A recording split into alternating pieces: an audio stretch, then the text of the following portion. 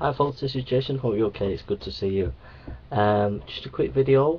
Don't forget, if it's your first time, to subscribe if you could. And it's just good to see you, and hope everybody's okay today. I'm just going to make a quick video. An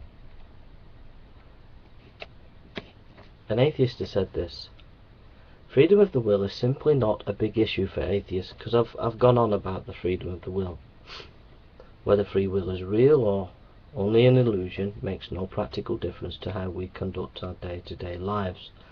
It is, however, a massive problem for Christians, because without it the Christian God would be directly and irrevocably responsible for condemning billions of people to everlasting torment without their consent, without them being able to do a damn thing about it. Well, I have to say, when this atheist says, and this atheist is one of the most intelligent ones, when an atheist says whether free will is real or only an illusion makes no practical difference how we conduct our day-to-day lives, when an atheist says that, and if that is what the atheist community is saying about the freedom of the will, that it doesn't make any difference, it doesn't have an influence on our practical day lives, is either naive or intellectually backward. They're kind of living in the outback mountains in the Stone Age of philosophy and of science, and of not quite living in the modern world, really. The freedom of the will is the most important topic of our time. Even Sam Harris, who's an atheist, has said it's a bigger issue even than evolution, because it defines who we are. If we haven't got free will, then we're just like robots. When we act, we haven't got any freedom, and we're not responsible. So freedom of the will is important. It's an important issue.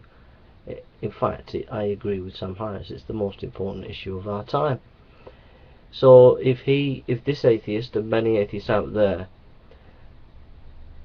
think that the freedom of the will is not that important, then all I have to say is atheism is intellectually backward and even bankrupt if it's not willing to grapple with this issue. And I've given my position on the Christian position concerning the freedom of the will, which you can find on this channel if you type in Jason Burns freedom of the will. So I'm sorry, atheists, but you went and ducked that topic over the last few weeks, and you have shown that atheism is intellectually backward, that it's not willing to deal with the issues of our time. That's what I found on this subject of the freedom of the will, and that's not trying to score political points. That's just a fact.